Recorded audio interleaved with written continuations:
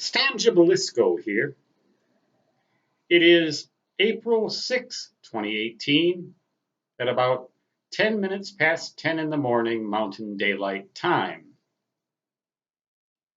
We've had almost continuous snow for several days now, and we're expecting several more days of it, perhaps capped off in a week by one of those massive patented black holes snowstorms that can dump several feet of snow. That's a little ways out, but the threat already is rumbling in the distance. Oh, that makes me think sometimes. Every day I have to worry about how I'm going to get where I need to go, particularly to get groceries, go to the post office, and essential things like that. I don't do much more because I hate driving, but some of it is a necessity. And the little putt-putt car I have now, hard luck number 9, a 2005 Chrysler convertible with front-wheel drive and studded tires, has had a whole lot of little mechanical issues, but nothing major so far. The problem with it is it only has a 5-inch clearance above the ground, and the traction is not all that great. It's pretty good, but not all that great on some of these hills when there's any WD-40 mixed in with the snow that nature has provided us with almost every day. You know, winter doesn't end here officially in the black holes until Memorial Day. And tonight, and some of the weather we're having, promises to be near record low temperatures, 7 degrees above 0 Fahrenheit last night, for example. A high today of only about 17 Fahrenheit. Pretty cold for April, eh? Well, depends, I suppose.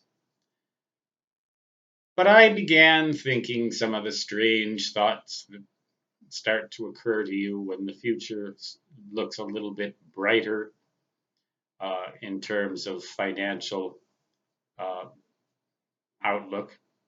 Brighter meaning not as dark as it was. And one of the things that I began to think about was the best vehicle for traction that I ever had in all of the vehicles I owned. I called it old number 7, I believe. It was about a 2003 Chevy S10 four-wheel drive vehicle. I got studded tires for that thing in the winter, and I got regular but very good tread tires for the summer. And eventually it developed transmission issues. And I took it down to get it fixed at the place that specializes in that, and they began to give me the runaround, and I thought, time to get rid of this thing. So I did. That was number 7. Number 8 was when I saw that uh, big old number 8, that Toyota Tundra that I love to drive so much. But that was way back in 2012, 2013, something like that, when my health was much better and I liked driving a lot more. I had a lot more money, and I was looking in Wyoming for possible places to move to. Thank God I never did such a thing. That was when I bought the Long Wave Ranch, however, ended up renting it out and then selling it for a profit. But the gist of all of this is I'm getting tempted again because I see 2003, 2004, even 1999 Chevy S10s on the market for sale down in Spearfish. And I start thinking that was the best vehicle I ever had for traction. I wouldn't have to worry so much about snow all the time. Every time it snows an inch or two, I have to wait until they sand and plow before I can even get up the hill and blah, blah, blah, blah, blah.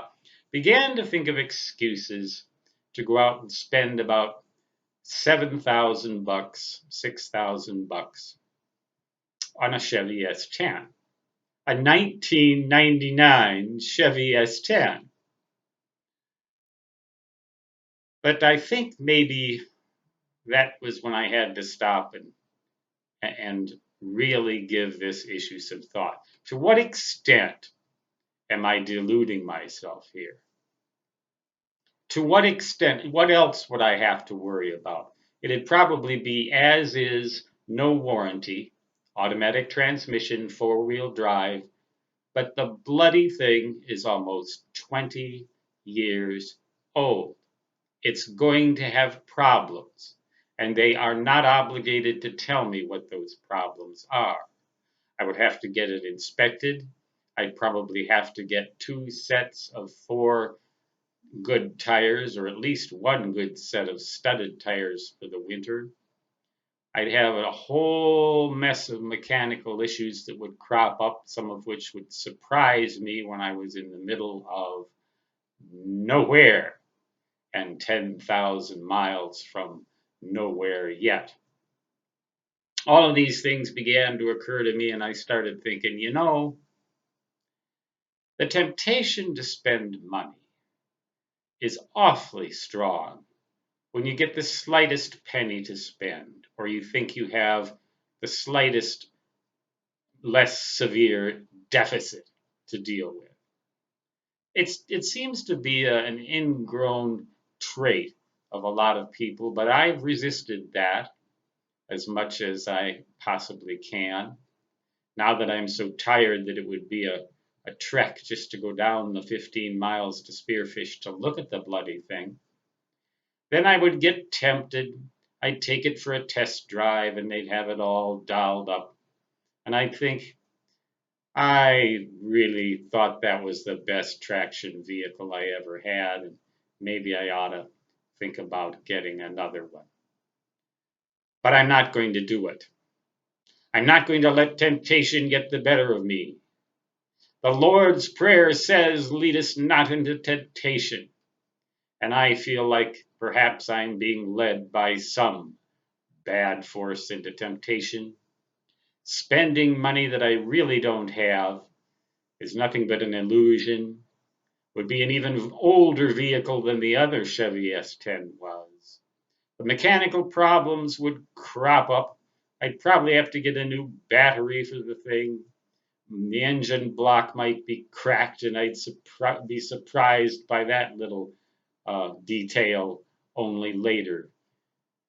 Oh, the thing that I have now, hard luck number 9, has a plastic composite body held together with duct tape and baling wire. The thing will hardly drive at all on anything but the best treated roads. But I don't drive much anymore. The thing has had a lot of problems, but I'm familiar with what they are because I've owned it long enough. When the thing gets too old, it'll have to be replaced, but that time is not yet. How often are we tempted by little things like that to spend money that we don't have? And yet that, they say, is what drives the economy. Is there something perverse about that formula? Or am I just having another one of my benzodiazepine delusions? I'm not going to leave comments open because I think the answer to that question is pretty obvious. Stan Gibilisco is going to stay home and do the necessities that are required of a comfortable, warm house, which will at least survive the next major storm to come in the 2 remaining months of winter in the black holes of the codatoratory United States of absurdity. Stan Gibilisco signing off. Until next time, so long.